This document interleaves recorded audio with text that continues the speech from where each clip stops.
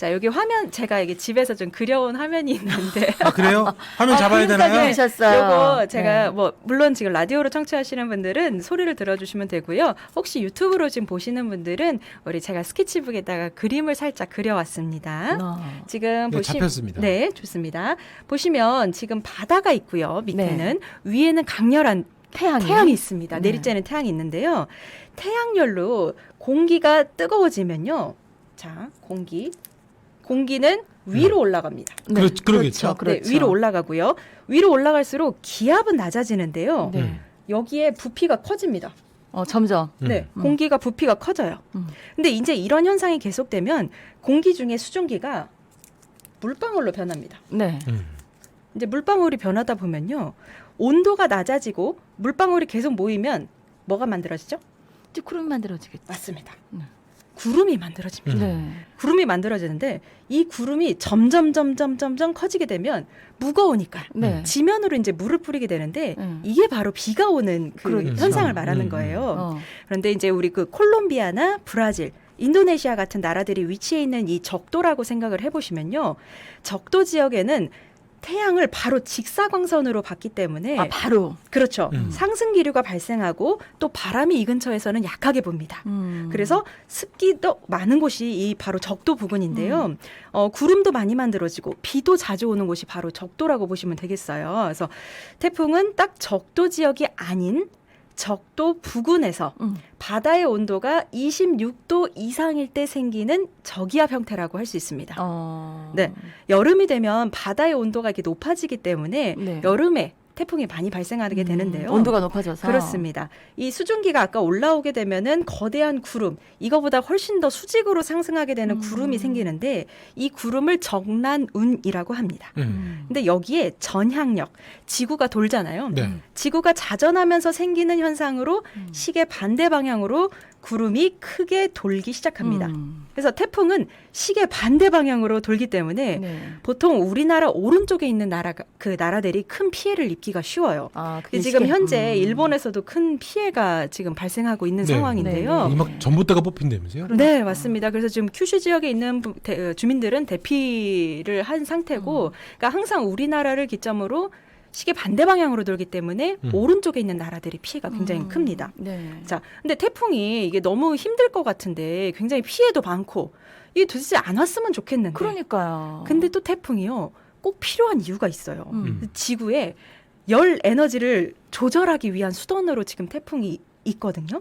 네. 적도 지역은 아까도 직사광선으로 그 태양열을 많이 받는데 또 반대로 생각해 보면 여기가 많이 받으면 못 받는 곳도 생기지 않을까요? 그러겠죠. 그렇겠죠. 그 북쪽은 열을 또 많이 받지 못해요. 그 때문에 태풍이 지나가면서 열을 순환해주는 그 수단으로 태풍이 쓰이고 그러니까 꼭 있습니다. 필요한 거네 또. 네. 골고루 섞어주는 거죠. 그렇죠. 그러니까. 몸에 어느 곳 하나에 열이 있으면 거기만 이제 또 과부하가 걸리잖아요. 그러니까 네. 우리 몸에도 열이 그 에너지가 순환이 되듯이 그 지구에 있는 열 에너지도 태풍이 돌면서 열 에너지를 순환을 해주는 겁니다. 네. 그래서 대기가 이제 순환이 되는데 태풍이 발생해서 북쪽으로 이동하게 되면서 열 에너지를 돌게 순환하게 해줍니다. 그리고 그 바다의 녹조, 적조를 해결해주고 네. 생각해 보시면 태풍이 한번 지나가고 나면 그렇죠. 바다가 청소가 되거든요. 완전히 샥 섞이잖아요. 대청소하는 거죠? 네. 그렇습니다. 네. 그러니까 물고기 입장에서도 밑에 있던 플랑크톤이 올라오게 네. 되니까 또 그런 점은 또 태풍이 꼭 필요하다라고 볼 수 있겠습니다. 자, 그 우리나라에 태풍 피해가 유독 많았던 때가 여름일까요? 아니면 가을일까요? 가을 아닌가요? 요새는 우리 이경 PD님 어떻게 가을 생각하세요? 태풍. 요새는 태풍 피해 여름에 많이 나는 거 아니에요? 여름, 가을. 자, 보시면 유독 9월에 가을 초입에 많이 발생하게 됩니다. 자, 역대 태풍을 제가 뒤에서 이야기를 하려고 했는데 여기서 먼저 이야기를 하고 갈게요. 네. 네. 역대 최악의 태풍을 먼저 살펴보시면 네. 여기 순위에는 제가 안 올렸는데 네. 우리나라에서 가장 많은 목숨을 앗아간 태풍은 1959년에 찾아온 사라. 사라입니다. 태풍 사라. 네. 맞아요. 그러니까 이게 사라라는 것을 저희 세대는 사실 잘 모르거든요. 근데 어르신들, 특히 이제 우리 경상남도 지역이나 아래 남부지방에 있는 분들은 그 사라에 대한 그 기억이 너무 또렷하게 갖고 계신데요. 그래서 남부지방을 강타했던 그 사라 태풍인데요. 나흘 동안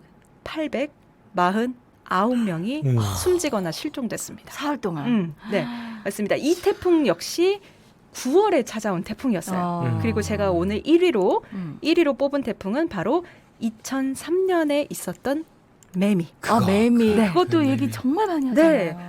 제가 고등학교 시절 때 이야기인데요. 매미 그때 태풍이 지나가면서 사상자는 140명 정도를 네. 사상자로 냈는데 재산 피해가 좀 상당했습니다. 그때 당시에는 4조 원이 넘는 재산 피해가 있었고요. 예. 그때는 또 높은 해일 때문에 더 재산 피해가 심했습니다. 그 매미 때 사진을 보시면 그 교회 첨탑이 무너지고요. 맞아요. 네, 그리고 부산 지역에서는 크레인이 넘어져서 네, 이제 맞아요. 그런 부분 때문에 사실 엿가락처럼 휘었죠. 막. 그런 인명 피해가 나고 하는 거기 때문입니다. 자, 2위를 보시면 그 바로 전년도에 있었던 루사. 기억하시나요? 루사. 태풍 루사. 루사. 인명 피해가 이때는 굉장히 많았어요. 이때는 450명. 비가 많이 와서. 네. 아, 이때는 강풍도 심했는데 음. 올 우리 긴 장마처럼 폭우가 너무 많이 내려서 비가 너무 많이 와서. 저는 이번에 알았거든요. 이번 이렇게 비가 많이 와서 사람이 많이 죽을 수도 있다라는 거를 올해 처음으로 그렇죠. 느꼈는데 장마가 이 길었죠. 2002년도 루사 때도 굉장히 인명 피해가 네. 많았다고 합니다. 그리고 그 뒤에로 뭐 2000년도에 프라삐룬, 그다음에 2016년도 차바. 근데 이게 모두가 다 가을에 온 태풍이에요. 자, 가을에 유독 많은 거는 이때가 북태평양 해수 온도가 가장 높을 때입니다. 뜨거울 때라. 네. 그 에너지가 우리가 약간 설명을 했잖아요. 여기가 뜨거워지. 가장 많이 받을 때. 그러니까 에너지가 막 올라올 때. 그렇습니다. 그렇습니다. 태풍은 해수 온도가 높을수록 에너지를 많이 공급받기 때문에 강하게 발달할 가능성이 높습니다. 그래서 9월에 접어들면은 북태평양 고기압이 수축하면서 태풍이 우리나라로 북상하는 길을 막 틔워주기 때문에 네. 굉장히 빠른 속도로 북상을 하게 됩니다. 초기에 강하게 발달한 태풍은 이동 속도가 빠를 경우에 쉽게 약화되지 않고요. 세력을 유지한 채 북상하기 때문에 이렇게 큰 인명 피해, 뭐 재산 피해를 입히게 됩니다. 그래서 여름 태풍 못지않게 가을 태풍이 굉장히 위력이 크다는 거 네. 여러분들 기억해 주시면 좋겠고요. 자, 근데 우리가 보통 보면은 어디에서는 태풍, 네. 타이푼, 또 어디에서는 허리케인, 음. 어디에서는 사이클론. 그렇죠. 그러니까. 이런 얘기 궁금하시지 않을까요? 네. 네. 자, 태풍은 지역에 따라서 부르는 이름이 다릅니다. 어. 우리나라가 포함된 그 북서 태평양에서는 네. 태풍, 즉 태풍. 타이푼이라고 하고요. 네. 북대서양, 뭐 카리브해, 멕시코만 등 북중미에서는 허리케인이라고 허리케인이라고 부릅니다. 하고. 그리고 인도양에서는 사이클론이라고 부르는데, 네. 그러니까 다 태풍 친구라고 보시면 돼요. 근데 이제 지역에 따라서 부르는 이름이 다르다는 거. 근데 그렇게 되면은 토네이도는 뭘까? 그러게요. 토네이도도 뭔가 이 소용돌이 치면서 그러니까요. 지나가는 것 같은데 네. 이것은 바다 위가 아닌 육지나 바다 뭐 어디에서든 생길 수 있는 소용돌이 형태를 말하는데요. 아. 공기의 기둥이 땅으로 떨어지는데 이게 지금 시속 160km에서 480km까지 도달하게 되는데 오즈의 마법사에 나왔던 게 뭐 토네이도 형태라고 보시면 되겠습니다. 네. 자, 그러면 태풍은 우리가 매미도 있었고 뭐 루사, 네. 뿌라삐룬, 차바, 뭐 사라 여러 가지 이름이 있었는데 네. 그 이름을 도대체 누가 어떻게 지었는지도 그렇죠. 궁금하잖아요. 궁금하잖아요. 여기 이제 유튜브에서도 태풍의 이름은 어떻게 누가 짓는 져요? 거예요? 태풍에 처음 이름을 붙인 사람은 호주 기상청 근무 직원들에 의해서 이름이 붙여지게 됐습니다.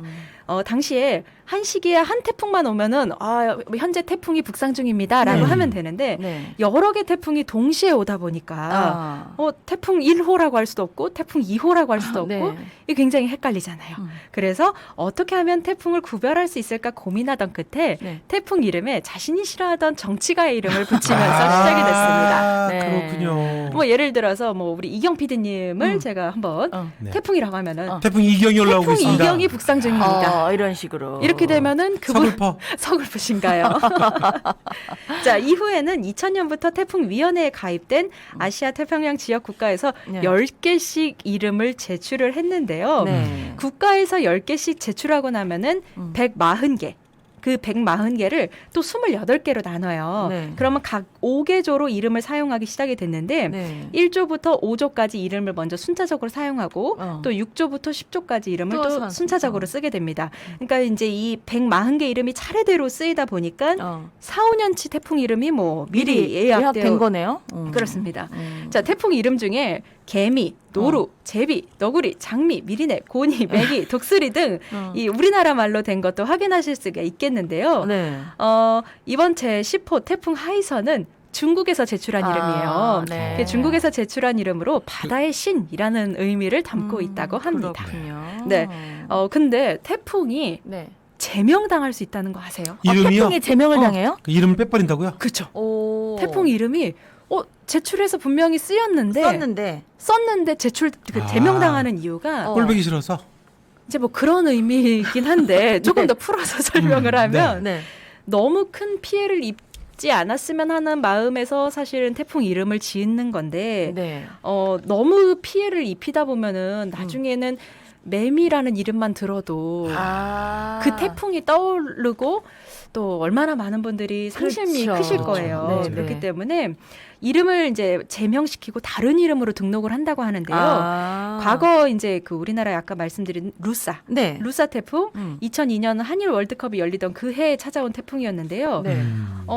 이 루사는 누리라는 이름으로 예쁘게 바뀌었고요. 이름이 바뀌었어요. 네, 그리고 태풍 매미 역시 네. 큰 피해를 입혔는데 무지개로 변경됐습니다.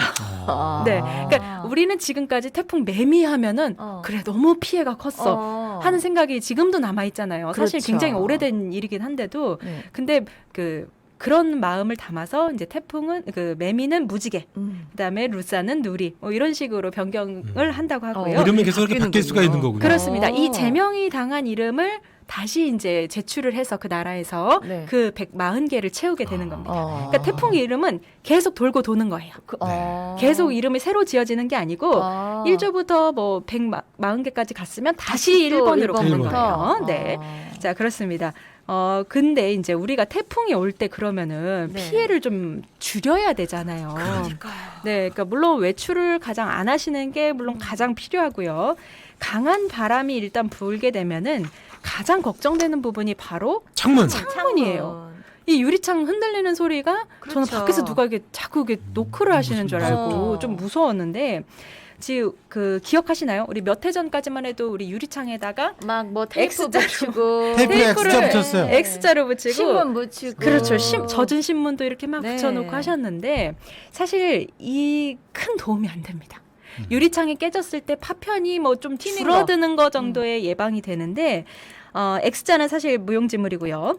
바람이 심하게 불기 전에 여러분들 창문이나 창틀을 혹시라도 나사가 좀 헐거운 부분이 있다면 바로 고정시키는 게 좋고요. 네. 아니면 창틀에 뭐 이런 두꺼운 종이 있잖아요. 아예 껴서 그죠. 두꺼운 종이를 창틀에 아예 그 앞에다가 딱 막아놓으면은 이 흔들리는 것을 좀 줄일 수가 있거든요. 그래요.